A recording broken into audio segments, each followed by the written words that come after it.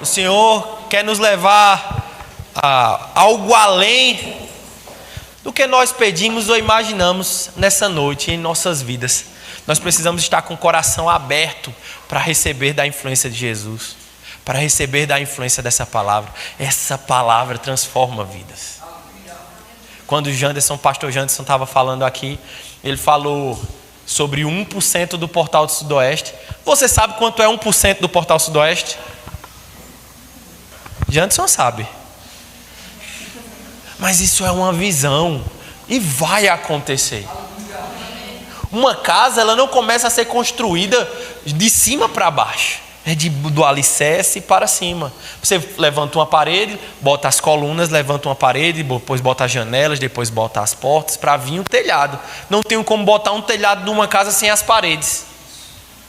Eu não tenho como construir sem um planejamento, sem uma organização. Por isso que você está vendo, essa igreja que já está linda, estamos no passo do planejamento e organização para alcançar a visão que o Senhor deu. Amém? Amém. Quanto é 1% do portal?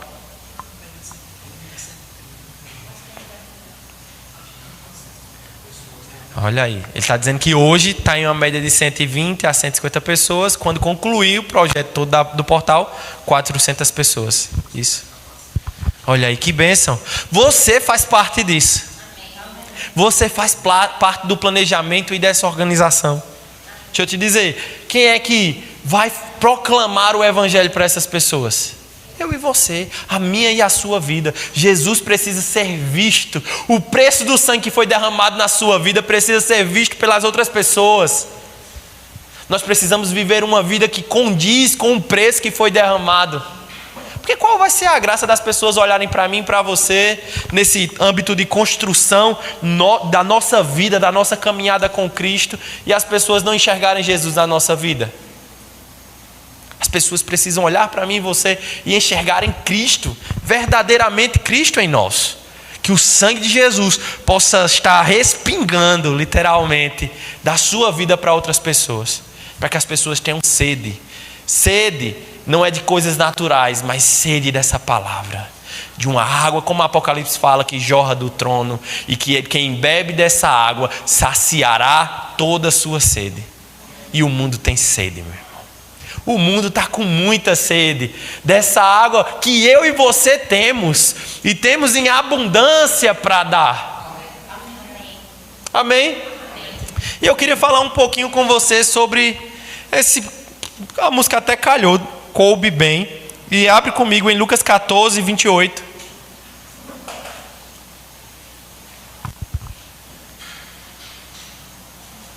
Lucas 14, verso 28. Essa é uma passagem onde Jesus vem falando sobre o discipulado, sobre os cuidados, sobre como deve se proceder. E nesse caminho, Jesus vinha com os discípulos e algumas outras pessoas. E é importante a gente entender o contexto. Porque muitas vezes a gente quer trazer a Bíblia e o tempo que ela foi escrita para o nosso contexto de hoje. E quando Jesus ele escreve as parábolas, nós precisamos olhar um pouco com o olhar daquele tempo, daquele período. Não era um período como era hoje.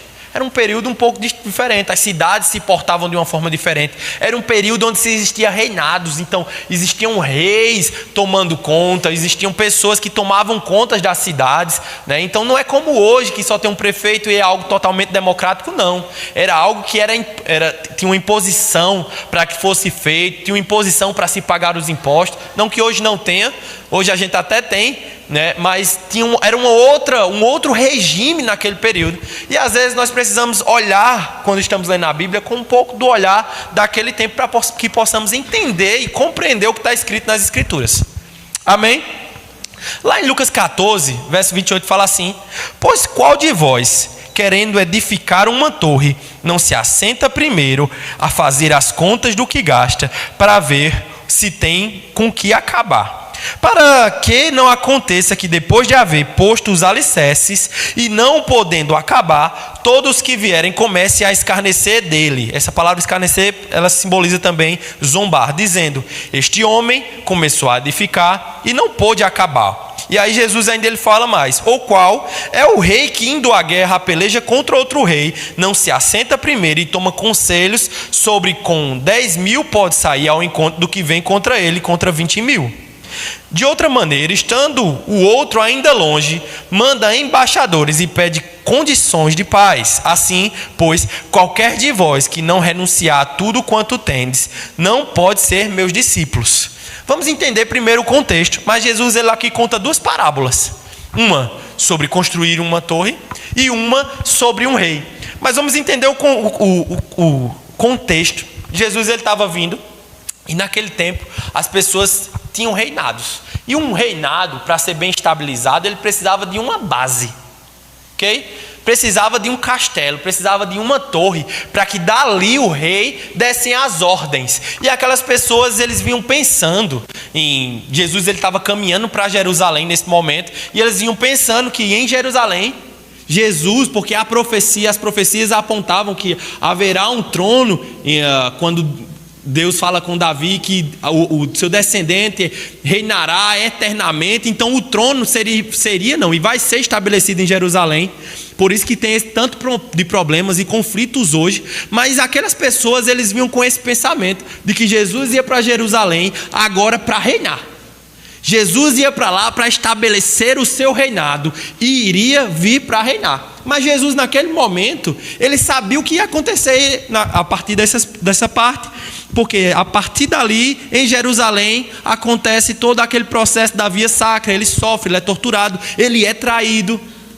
Jesus sabia o que ia acontecer, só que as pessoas vinham com um outro pensamento. E Jesus ele tinha um entendimento do que ele vinha fazer. Ele tinha um entendimento do propósito dele. Porque desde Adão era prometido que o filho da mulher viria, uma semente da mulher viria. E o serpente poderia até ferir o calcanhar, mas ele pisaria na cabeça da serpente. Desde Adão já era prometido a vinda de Jesus. E quando você vai estudar, Jesus ele vem sendo apontado verso por verso no Velho Testamento, em aliança por aliança, com Abraão, ele vai sendo apontado. Então Jesus, ele nesse momento, ele diz: ó, eu sei o que eu vim fazer. Só que o que vocês querem não vai acontecer agora. E aí, ele aponta uns cuidados sobre o planejamento para quem quisesse almejar o discipulado. E aí ele faz um ponto, ele diz: ó, qualquer de vós que quer edificar uma torre, não se assenta primeiro a fazer contas dos gastos para ver se tem como acabar. Ele diz: ó, quem de vós vai fazer alguma coisa e não se planeja primeiro, não se organiza primeiro? Jesus ele sabia o plano que ele tinha.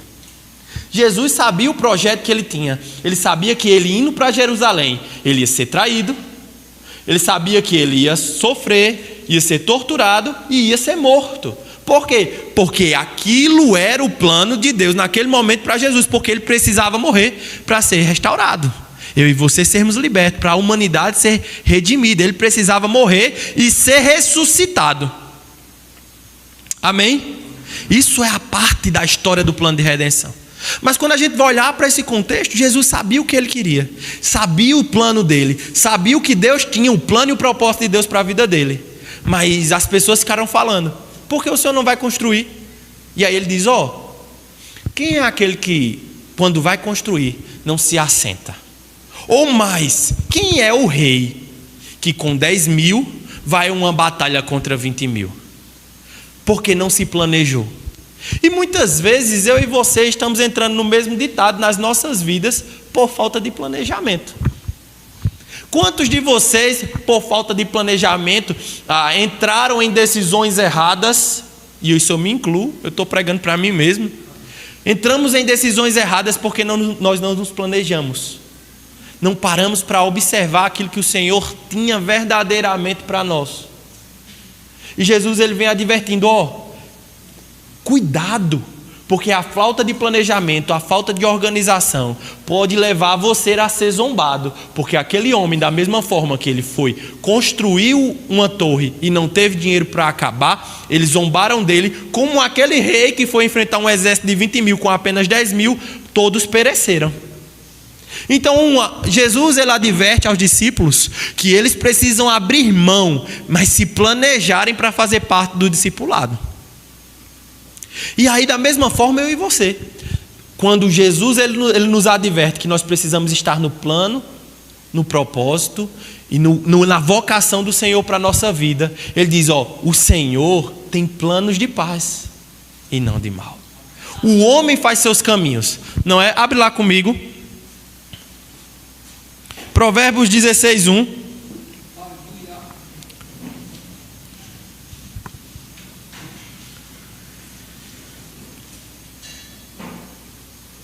Provérbios 16:1 fala assim: o coração do homem pode fazer planos, mas a resposta certa vem dos lábios do Senhor.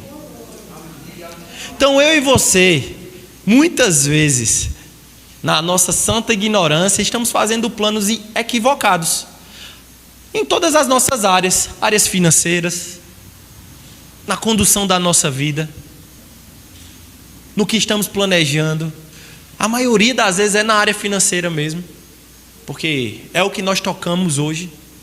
E o Senhor está dizendo, talvez seja o momento de você se sentar e calcular, como um homem sábio e prudente, como aquele rei que se senta e calcula para observar, para verificar se o exército que ele tem consegue enfrentar o exército adversário.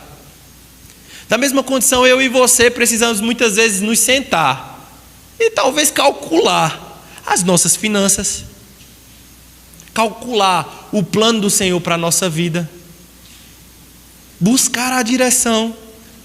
Não é feio não pedir ajuda, não é feio não.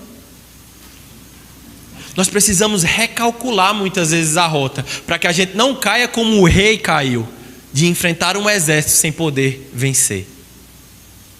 Então, quando a gente vê essa passagem, nós precisamos tirar algumas conclusões dela, e a primeira conclusão que eu e você devemos tirar é sobre planejamento. Eu e você precisamos levar uma vida diferente, ou mudar os nossos pensamentos, reconhecendo que não é os nossos planos, mas os planos do Senhor em nós. Somos dependentes dele. Somos dependentes dele. Mas parece que quando mais a gente está bem, até financeiramente, mais distante a gente coloca o Senhor da nossa área financeira. Não é assim? Isso é só comigo. Porque quanto mais bem você parece que está, menos você quer Deus nas suas coisas. E aí é que é a hora de trazer Deus para mais perto, para que você não se torne avarento, ganancioso, não retenha o que é seu, o que não é seu. O Senhor ele está te chamando assim, hoje é uma hora de a gente se planejar, se organizar, mudar a estação. Por quê? Porque eu tenho um alvo. Não precisa levantar a mão não, mas quem sabe aqui os planos do Senhor para a sua vida? Quantos têm plena convicção do que Deus te chamou? Se eu disser assim, você tem planos para curto prazo? Curto prazo, eu estou dizendo daqui para o final do ano. Tem pessoas que às vezes nem parou para pensar. Está só vivendo, trabalhando, estudando e vivendo. Mas não tem objetivos, não tem visão, não almejam. Não estou dizendo que é errado não. Pelo contrário, você precisa ter a visão clara para enxergar e declarar em fé. Declarar em fé. Então, se eu tenho que me sentar e construir uma torre e eu não tenho o recurso necessário naquele momento, o que é que eu vou fazer? Eu vou trabalhar, eu vou conquistar, eu vou conseguir, eu preciso desenhar aquela visão aos meus olhos, a minha confissão. Eu preciso mudar a minha atitude, eu preciso me planejar se eu quero alcançar algo. Como o pastor Jantes falou aqui, não é simplesmente passar o cartão de crédito. Você precisa, meu irmão. Você precisa. Quando a palavra vem falando aqui algumas coisas, se você for olhar, a palavra fala muito nessa área financeira específica. E quando ela vai tratar, por que eu falo isso? Porque quando ela vai tratar sobre esses assuntos, ela sempre trata por posse, por terras, por feixes, porque aquilo era a moeda de troca daquele tempo. Você tem que entrar no contexto. Aquele tempo, o que é que tinha? Tinha terra, tinha planta, eu plantava algo, eu trocava aquela plantação com algo, eu tinha meu rebanho, eu trocava uma ovelha com um bode de outra pessoa. Aquilo eram os moldes que movimentavam a economia daquele tempo. Então aquelas pessoas, elas precisavam dominar aquilo também. Mas eu e você hoje precisamos dominar o quê? O dinheiro. A Bíblia diz, o dinheiro é a raiz de todos os males. O dinheiro. Então ele está dizendo assim, ó, o amor ao dinheiro. Desculpa, o amor ao dinheiro é a raiz de todos os males. Então eu não posso me apegar a pensar e a viver em prol disso. Eu não posso. Mas não quer dizer que eu não devo ter o dinheiro na minha conta bancária. Não. Por quê? Porque recurso tem que chegar para o cristão mesmo. Tem que chegar na sua mão.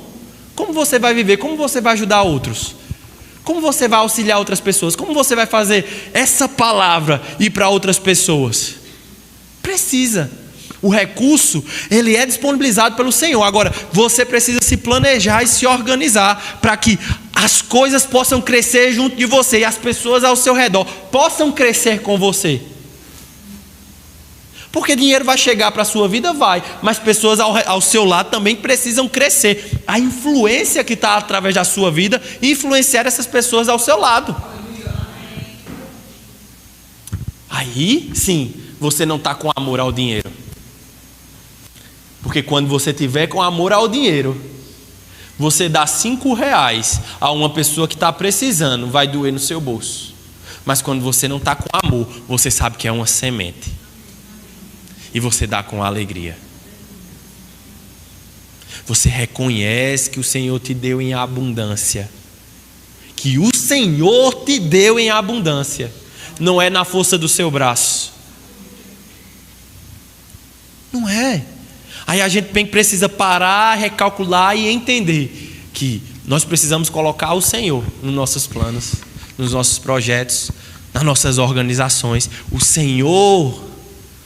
O Senhor precisa ser a primazia da nossa vida, até nos nossos pensamentos, nos nossos planos. Esses dias eu viajei para dar aula, eu estava em Minas Gerais e eu estava conversando com uma pessoa. E essa pessoa tinha sido tão impactada por uma ministração há uns anos atrás, que essa pessoa se sentia inútil no meio do reino do Senhor, porque uma pessoa tinha aberto a mão da vida dele, do trabalho dele, para ir fazer evangelismo em um outro país, sem saber como ia viver lá. E ele disse: meu Deus, o que é que eu estou fazendo para o Senhor? E aí ele foi orar.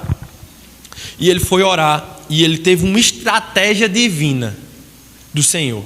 Naquilo que ele fazia, naquilo que ele trabalhava, que naturalmente pessoas nunca pararam para pensar, mas uma estratégia, uma sabedoria, porque ele colocou o Senhor nos planos dele. Ele hoje conseguiu desenvolver uma ONG que ela assistencia por mês, dando 280 cestas básicas, e é uma ONG autossustentável, porque um modelo que ele fez, hoje ele não precisa de R$1 de ninguém para doar essas 280 cestas básicas. Ele não precisa. Ele conseguiu desenvolver algo por uma estratégia, por uma sabedoria do Senhor. Mas quantas e quantas vezes eu e você, quando estamos aperreados, estamos preocupados, ou quando estamos planejando a nossa vida, nós colocamos o Senhor nas nossas vidas, colocamos o Senhor nos nossos pensamentos? Não vai. Aí quer fazer na força do seu braço, e o Senhor está dizendo: oh, eu tinha planos para você, planos de paz, que fariam você prosperar para ajudar outras pessoas, para compartilhar com outros. Essa pessoa me disse: Rafa, teve um tempo na minha vida que eu passei aperreio, eu pensei em desistir, mas hoje eu estou colhendo o melhor tempo da minha vida, porque eu reconheço que o propósito que o Senhor me chamou para fazer, eu estou cumprindo.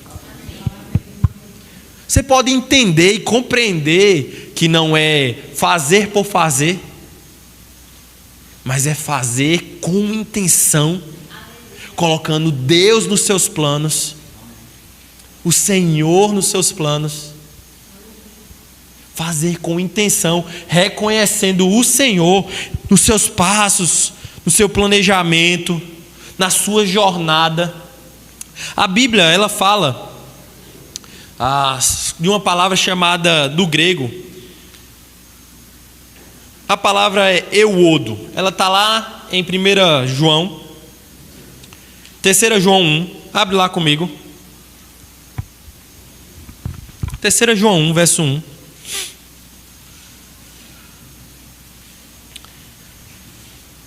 Fala assim: ao presbítero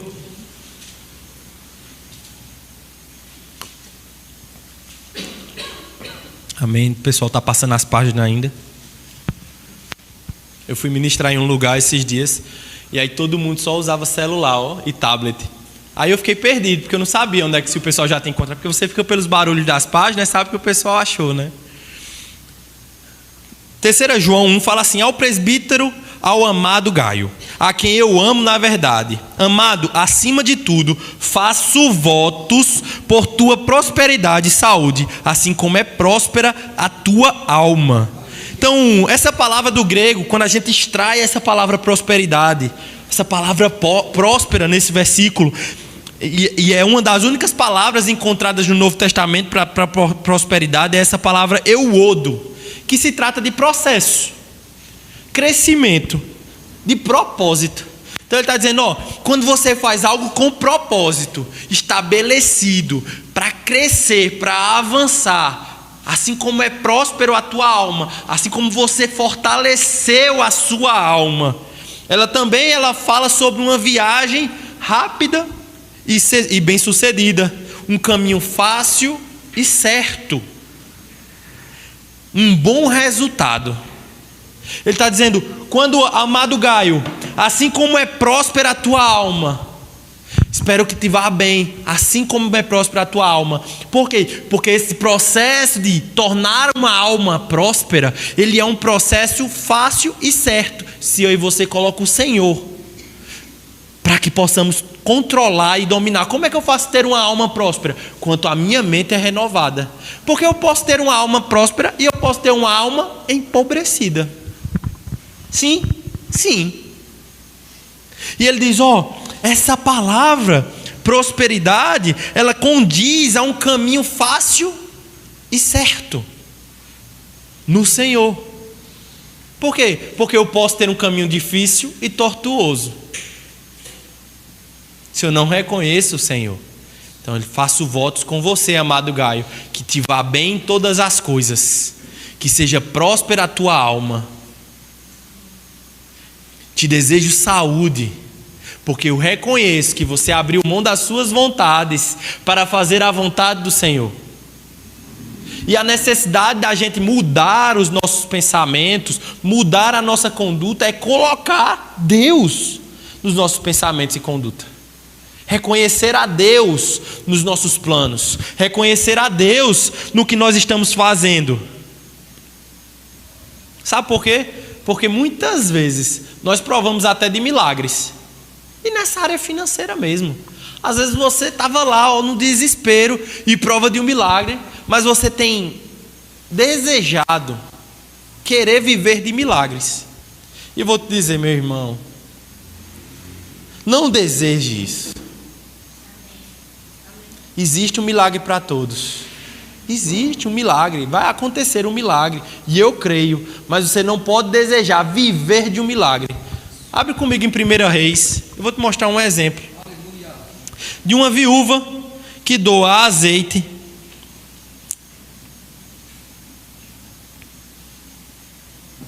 Essa viúva, ela doa azeite a Elias. 1 Reis 17, verso 9.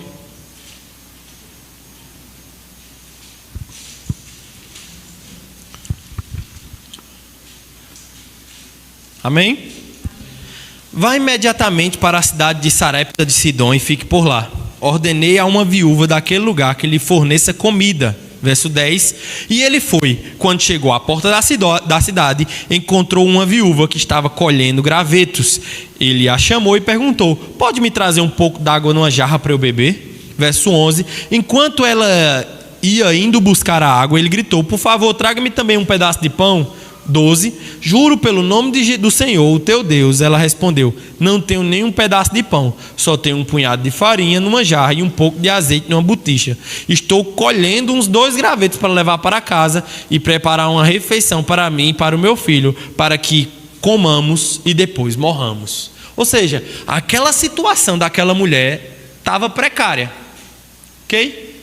Ela só tinha azeite e a farinha para que fosse suficiente para que ela comesse, ela e o filho, e depois eles partissem. Só que, por ela ter obedecido à inclinação de um homem de Deus, do profeta Elias, o Elias disse: então faz o seguinte, verso 13, continua lendo comigo. Porém ele disse: não tenha medo, vá para casa e faça o que disse. Mas primeiro faça um pequeno bolo com o que você tem e traga para mim. E depois faça algo para vocês e para os seus filhos. Pois assim diz o Senhor, o Deus de Israel: a farinha da vasilha não se acabará e o azeite da botija não se secará. Parou aí? Vamos. Olha só, essa mulher tinha uma escolha. Pastor Jantes, ele falou aqui, em Deuteronômios, ele fala: aqui está um caminho de bênção, de maldição, de vida ou morte. Deus, ele sempre fala: escolhe, pois, a vida. Então, aquela mulher, ela tinha uma escolha, porque Deus tinha dado uma palavra através de Elias para ela, para que ela pudesse se submeter e não faltasse a necessidade dela, porque naquele período Israel estava passando por uma seca pesada. E aí ele diz: faz isso. E aquela mulher em Sarepta, ela ouve a voz do Senhor através de Elias e ela obedece. E obedecer é necessário para o nosso planejamento e nossa organização em todos os dias. Sabe, obedecer nem sempre vai ser fácil. Não vai não. A mulher, ela tinha comida para ela e para o filho. Aí chega um homem, diz: me dê que você vai ver que vai acontecer. A mulher, ela poderia ter pensado, como muitas vezes eu e você pensaríamos: eu vou dar nada? Vou dar nada, pelo menos aqui é mais um dia. Depois no outro eu morro. Mas se eu der a ele, hoje mesmo eu morro. Poderia ter pensado? Talvez eu e você pensássemos isso. Porque nós não estamos colocando o Senhor nos nossos pensamentos. Onde a palavra diz que é melhor dar do que receber. E aqueles que dão, haverá ampla abundância e suficiência de dias na terra. Reconhecer o Senhor em todos os seus caminhos, meu irmão. Em todos é todos. Sabe qual é o problema? Que quando a gente quer reconhecer ao Senhor em todos os nossos caminhos, nós reconhecemos que através de Jesus somos libertos. Reconhecemos que Jesus nos tirou do império das trevas, nos colocou no império do nosso amor. Mas no nosso trabalho, no nosso dinheiro, eu não reconheço Jesus não. Porque aqui talvez seja o lugar que me pese. Talvez seja o lugar que doa em mim. Não, porque no meu trabalho eu sou bom. Eu sou cara no meu trabalho. Eu dependo de Jesus no meu trabalho. Muitas vezes eu e você tem pensado nisso. Mas quando você prova da graça, deixa eu te dizer, o Senhor, ele tem uma graça para todas as áreas da nossa vida. E é a mesma graça que nos tirou do império das trevas, nos colocou no império do Filho do seu amor. A graça que nos resgatou é a mesma graça que assistencia no meu e no seu dia a dia, na sua vida, através do Espírito Santo. É quando eu estou indo trabalhar e o Espírito Santo dizendo: opa, não vai por aí não, é um outro caminho. É quando eu estou indo trabalhar, ou quando eu estou no meu trabalho e o Espírito Santo dizendo: rapaz, fica quieto, espera mais um pouco, vai acontecer. E você, em vez de se exaltar em tomar uma decisão precipitada, você guarda aquilo e você vê os frutos do poder da manifestação do Espírito Santo. É às vezes você dizer um não, guiado, sabendo que era o momento de dizer um não. Como também ele vai abrir portas, porque essa graça abre portas. Ela vai abrir portas. E quando você passar por aquelas portas, vão ser portas que vão alcançar outras vidas. Porque nós precisamos ser reflexo. A Bíblia diz que a vida dos justos é como a luz da aurora, que brilha mais e mais até ser dia perfeito. A minha, a sua vida precisa brilhar. Brilhar quem? Jesus, refletir Jesus. Brilhar mais e mais. Então quer dizer que é algo crescente. Quem vive e anda com Jesus, a luz não pode ser apagada. A sua vida tem que prosperar, tem que andar para frente. Jesus, ele muda a vida de pessoas. Se você aceitou Jesus, se foi recente, ok, Jesus ainda está em mudança, mas se já faz há um bom tempo, a luz de Jesus precisa brilhar através da sua vida. Talvez você não esteja colocando o combustível necessário para que essa luz possa brilhar. E é o papel meu e seu, forçarmos a colocarmos intenção para que a minha e a sua luz possa brilhar. Se eu não estou conseguindo brilhar para as pessoas enxergarem, o problema não é Jesus. Não é, porque a palavra diz que ele é fiel para cumprir o que prometeu. Então o problema não é a palavra, o problema não é Jesus. O problema talvez seja o canal a quem Jesus está usando para alcançar. Ou seja, eu que estou com combustível baixo e a minha luz não está tão acesa quanto devia. O pessoal ficou calado. Nós precisamos estar fervorosos, meu irmão. Avivados. No ditado popular, com sangue nos olhos. Para que essas pessoas aí fora possam conhecer a Jesus. Amém? Possam desejar. E aí, voltando para a história da viúva, no verso 14 diz assim: pois diz o Senhor de Deus a Israel, a farinha na vasilha não se acabará, e o azeite na botija não secará, até o dia em que o Senhor fizer chover sobre toda a terra. E acontece um milagre. Olha, a mulher ia lá na panela, tirava a farinha, colocava lá, e quando voltava tinha farinha de novo. Ela ia lá, fazia outra, tinha farinha de novo, pegava o azeite e não faltava.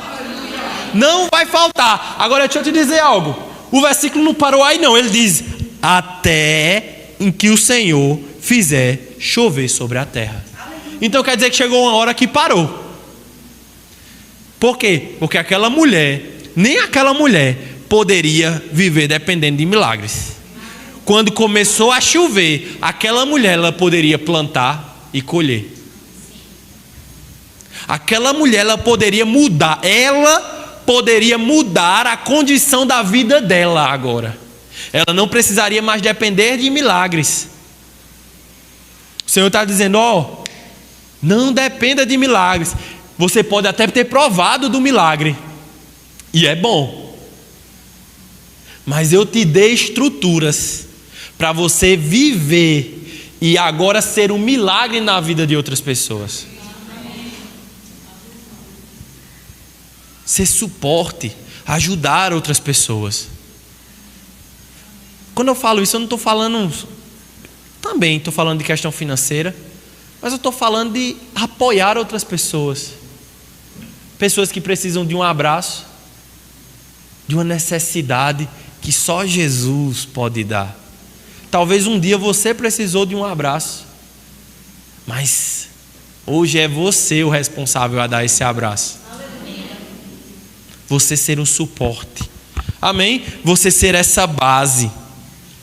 Com isso, a gente enxerga que as pessoas que não planejam, que não se organizam, na verdade é um mal desse tempo, que é uma coisa chamada o imediatismo, digamos assim. As pessoas querem tudo pronto, quero que seja na hora, tem que acontecer. Se não for agora, o mundo se desespera. Eu acho que também muito pela influência do século e das coisas desse tempo, porque no meu tempo, vou dar um exemplo meu, eu ia assistir desenho animado, assistir um episódio hoje, tinha que esperar o outro dia para assistir um outro episódio. Não era assim? Hoje não, um menino bota na Netflix assistir 3 temporadas de uma vez só, num dia só. Então as coisas mudaram. O imediatismo, é muito alto. Mas o Senhor, Ele não trabalha com imediatismo. O Senhor, Ele trabalha com construção. Não tem como forjar um caráter, não tem como forjar um projeto de uma pessoa de um dia para o outro. E as pessoas, por esse imediatismo, elas começam a ter ansiedade, começam a entrar em depressão, porque tem que acontecer, vai ser agora, se não for agora o mundo acabou. Não, eu e você estamos sendo formados e forjados pelo Senhor para alcançar o plano da soberana vocação de Cristo para as nossas vidas. Quando nós queremos botar as carroças na frente dos burros, vai dar errado. O Senhor, Ele não é imediatista. O Senhor, Ele é detalhista. E nós enxergamos isso em toda a Bíblia. Quando Ele vai construir a arca, você sabe bem dessa história. Ele diz qual é a madeira, diz as dimensões, diz como deve ser, fala que tem que betumar ela por dentro e por fora. Quando Ele vai construir o tabernáculo, Ele diz qual é o linho que tem que ser o tabernáculo, as medidas, as cores do linho que tem que estar no tabernáculo. Ele vai dando passos. A revelação do Senhor para a humanidade também foi através de passos. E por que eu e você às vezes quer que a revelação do Senhor para a nossa vida seja total, integral? Meu filho, até a tal data, quando você morrer, você vai ter feito isso, isso, isso, isso. Não. Eu reconheço o Senhor Jesus na minha vida, na minha caminhada. E porque eu reconheço Jesus, eu vou dando passos firmes, um de cada vez.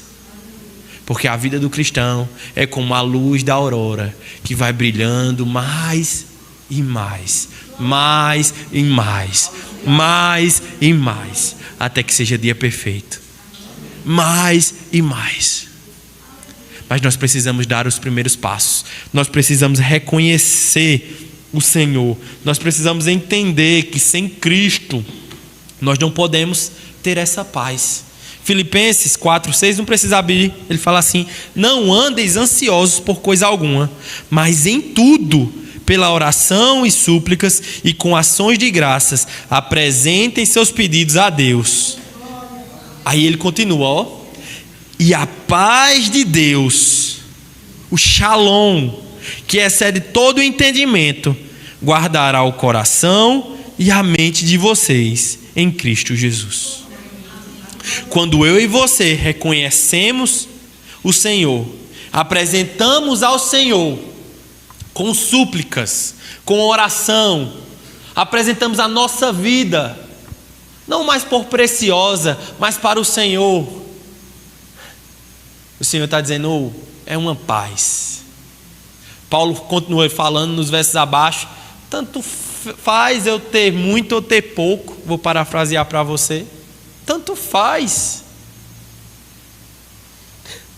Nada me abala mais. Eu tenho paz, porque a minha paz, que excede todo o entendimento, não vem do mundo, não vem das coisas, mas vem do Senhor, vem do alto.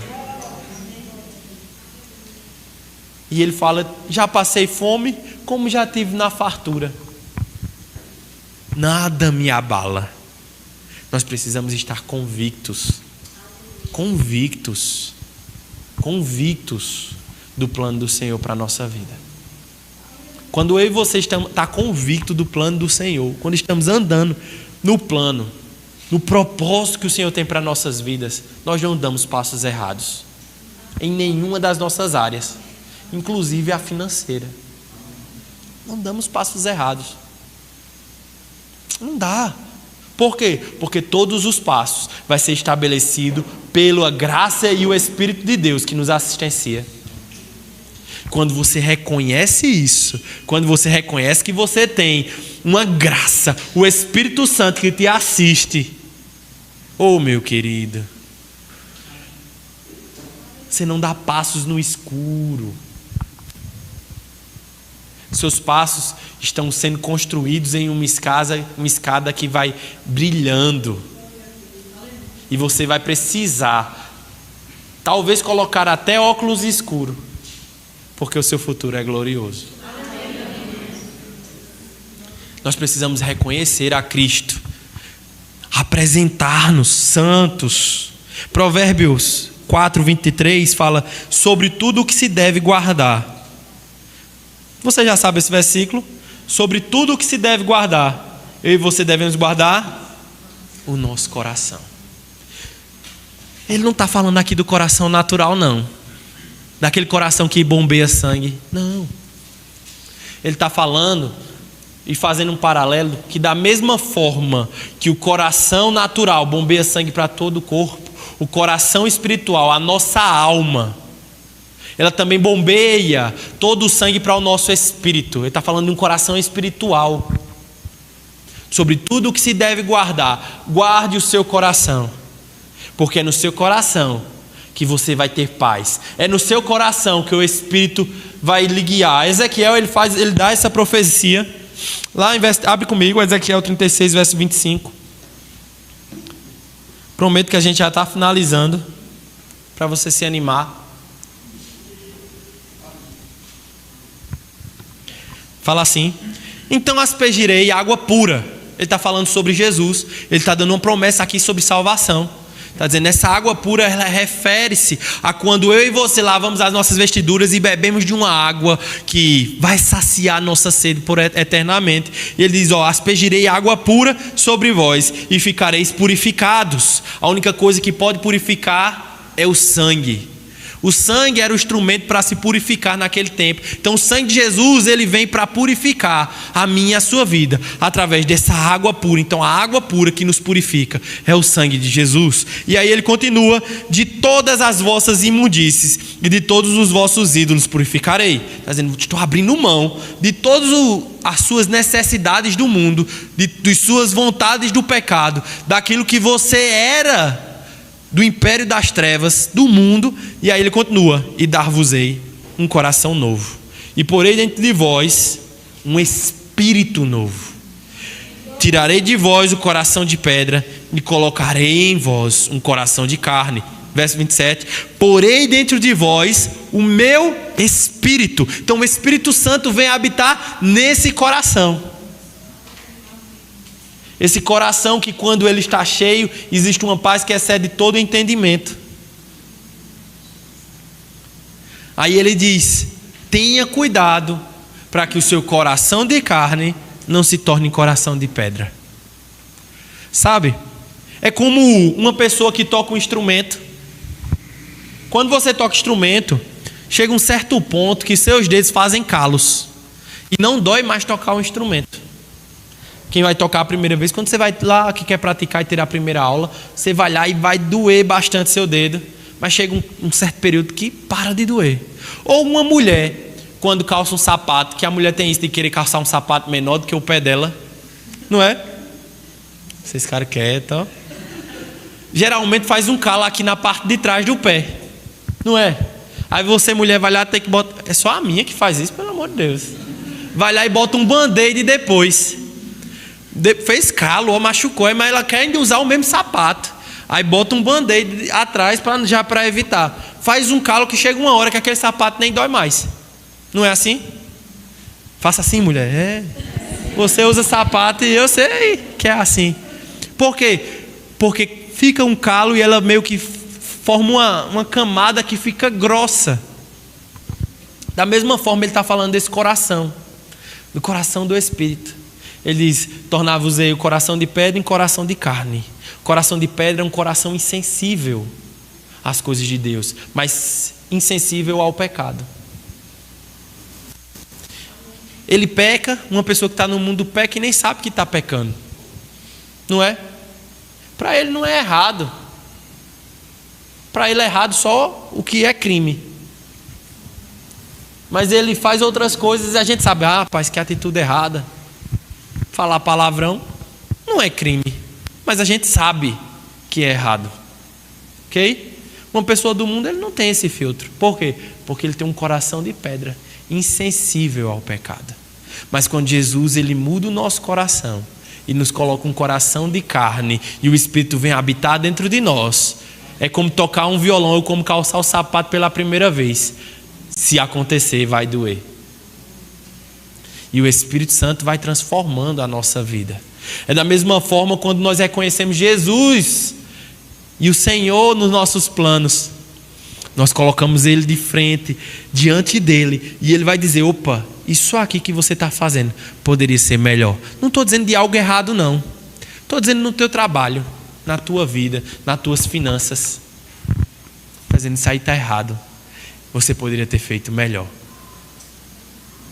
Porque você tentou fazer na força do seu braço. Não na minha graça que te assistencia. Agora eu vou pegar junto com você e vamos fazer juntos. É como levantar um instante. Um instante. Se eu pego só uma mesa ou um móvel desse, talvez fique pesado. Mas quando duas pessoas pegam juntas, vai ficar leve. Deus está te dizendo, ei, entrega o teu fardo. Porque você está andando talvez num jugo desigual. Você sabe o que é um jugo desigual? Jugo era algo que era usado naquele tempo, que botava nos cavalos, em bois. E o boi saía fazendo o arado da terra. E só dava certo se fossem 2 bois, porque precisava o jugo ficar igual. Talvez você esteja carregando o jugo só sobre você. E o Senhor está dizendo, ô abençoado, era eu e você. Mas você está querendo fazer na força do seu braço? Coloque o Senhor nos seus planos. E você verá que no que você tocar, você prosperará. Você pode ficar de pé, chamar o pessoal do louvor. No que você tocar, meu irmão, no que você reconhecer o Senhor, há de prosperar. Não faça planos, não bote seus propósitos afastados dos planos do Senhor. Deus está te chamando nessa noite para dizer, ó, vamos alinhar. Vamos recalcular a rota. Nós precisamos andar juntos, eu e você, em conjunto, para que não seja pesado para você, porque eu te dei um guia que vai exceder seus pensamentos, mas ele vai te auxiliar. Ah, mas o Senhor não sabe do que eu faço. Ei, o Senhor é o Deus de todo mundo, o Criador dos céus e da terra. Ele não pode te auxiliar no que você faz? Ele não pode te dar estratégias no teu trabalho? Ele pode, Ele deseja honrar aqueles que são ditos filhos dEle. Ele deseja te dar instruções preciosas. Ele deseja que você reconheça Ele como Senhor e Salvador, e que o Espírito Santo possa guiar você nesse caminho. Mas só dá para fazer, meu irmão, se você reconhecer Ele nos seus planos, nos seus projetos. Reconhecer a mão do Senhor sobre a sua vida. O plano da obra da redenção no Calvário é completo.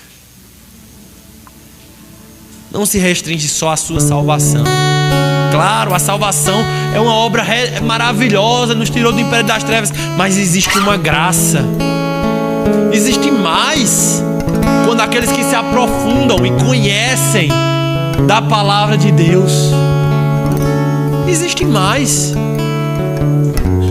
Existe mais, porque você poderia ter sido só servo, já ia ser grande coisa, porque só servo você seria salvo. Mas ele disse, ei, você é filho. Você é filho, e como filho você faz parte de uma herança. Essa herança, meu irmão, que prata ou ouro não pode comprar, mas foi através de um sangue, o sangue de Jesus, a obra no Calvário. Você se tornou filho do Criador dos céus e da terra.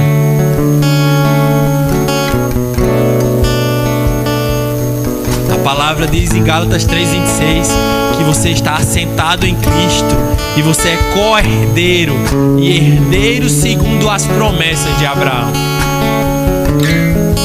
Dentro dessas promessas tem uma parte que diz: Abraão, eu te abençoarei e farei de ti uma grande nação, te multiplicarei e e prosperarei, tu e toda a tua descendência. E em Gálatas 3:26 diz que nós somos descendentes de Abraão através de Cristo Jesus. Uma descendência espiritual, mas que pode tomar por posse a herança prometida. E o Senhor está dizendo: ei, eu te abençoarei. Quando você coloca eu nos teus planos, eu nos teus propósitos, eu nas tuas vontades, eu te abençoarei. Eu farei você referência do que você faz. Uma graça que vai auxiliar, assistenciar e fazer você ser melhor. Porque não é no fardo que você carrega só, mas eu vou transformar esse teu fardo em leve. Eu vou levar ele junto com você. Eu vou te colocar em outros lugares para alcançar e proclamar o meu evangelho. Você refletirá a glória do Senhor. Você foi chamado, escolhido para alcançar o plano da soberana vocação de Cristo Jesus. Um plano que você naturalmente nem pensaria, mas o Espírito Santo, uma graça, vai te dar instruções de como ser referência, de como ser influência, de como avançar para alcançar o propósito de Deus na sua vida. Ah, Rafa, eu sou muito novo. É nesse momento que o Senhor quer te dizer: você vai ser influência onde você está, no seu colégio, na sua universidade. Esse é o momento de influenciar, de tirar as pessoas das trevas, de trazerem ela para do império do Filho do seu amor, para trazerem para a luz. E essa luz que brilha como a luz da aurora, mais e mais, mais e mais. O Senhor te chama para colocar os teus olhos voltados nele. Ei, quem te sustenta não é o teu trabalho, é o Senhor que te sustenta. É o Senhor. Quando você reconhece que é o Senhor que te sustenta. Sabe por quê? Porque tem milhares de pessoas no mundo todo espalhadas nesse momento em hospitais que não podem trabalhar. Mas eu e você andamos em saúde divina, porque reconhecemos a obra no Calvário e o que Jesus fez na nossa vida. Nós colocamos os nossos olhos no Senhor, reconhecendo